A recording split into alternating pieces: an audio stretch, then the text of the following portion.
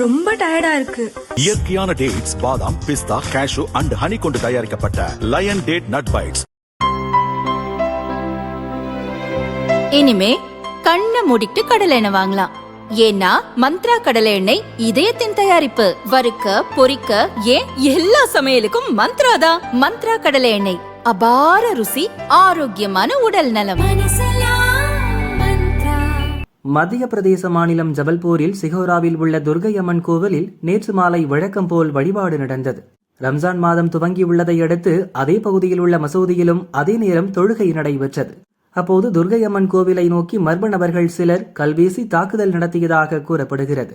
கோவில் கதவில் கற்கள் பட்டு சத்தம் எழுந்த நிலையில் இரு பிரிவினரிடையே பலத்த மோதல் ஏற்பட்டது. சற்று நேரத்தில் பதற்றம் அதிகரித்ததால் உடனே அங்கு போலீசார் குவிக்கப்பட்டனர். நிலைமையை கட்டுக்குள் கொண்டுவர போலீசார் தடியடி நடத்தினர். மேலும் வன்முறையில் ஈடுபட்ட 20 பேரை கைது செய்தனர். பாதுகாப்பு கருதி பதற்றத்திற்குள்ளான ஆஜாத் சவுக் பகுதி முழுவதும் போலீசார் குவிக்கப்பட்டனர். இன்று காலை வரை அங்கு பதற்றம் தணியாததால் கூடுதல் போலீசார் குவிக்கப்பட்டுள்ளனர். பெரிய அளவில் கலவரம் வெடிக்கவில்லை. அதற்கு முன்பாகவே போலீசார் நிலைமையை கட்டுக்குள் கொண்டு வந்துவிட்டனர். அங்கு பாதுகாப்பு பலப்படுத்தப்பட்டுள்ளது. தொடர்ந்து கண்காணித்து வருகிறோம் என மாவட்ட கலெக்டர் கூறினார். கர்நாடகாவில் கலவரம். கர்நாடக மாநிலம் பாகல்கோட்டில் சத்ரபதி சிவாஜி ஜெயந்தியை முன்னிட்டு ஒரு பிரிவினர் பேரணியாக சென்றனர்.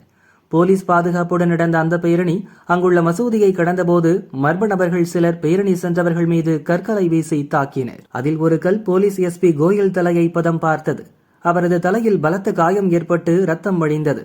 உடனே போலீசார் அங்கு பதற்றம் சூழ்வதற்குள் நிலைமையை கட்டுக்குள் கொண்டு வந்தனர். எஸ்பி மீது கல்வீசிய நபர்கள் 2 உட்பட 8 பேர் கைது செய்யப்பட்டனர். நிலைமை மோசமாவதை தடுக்க அங்கு கூடுதல் போலீஸ் படை குவிக்கப்பட்டுள்ளது. அடுத்த 4 நாட்களுக்கு பாகல்கோட் முழுவதும் 144 தடை உத்தரவு பிறப்பிக்கப்பட்டுள்ளது. என் மீது கல்வீசிய நபர் யார் என்பதை நான் நன்கு அறிவேன். எனவே இதில் வேறு யாருக்கும் எந்த அச்சுறுத்தலும் இல்லை. வன்முறையை தூண்ட முயன்றோர் கைது செய்யப்பட்டுள்ளனர். தொடர்ந்து விசாரணை நடந்து வருகிறது என எஸ்பி கோயல் கூறினார். ஹைதராபாத்திலும் பதற்றம். தெலங்கானா மாநிலம் ஹைதராபாத்தின் அம்பர்பேட் பகுதியில் சிவாஜி ஜெயந்தியை முன்னிட்டு பேரணி நடந்தது. அப்போது சத்ரபதி சிவாஜியின் புகழ் ஓங்குக என பேரணியில் பங்கேற்றோர் கோஷமிட்டனர். லவுட் ஸ்பீக்கரில் சிவாஜி புகழ் பாடும் பாடல்கள் ஒலித்தன.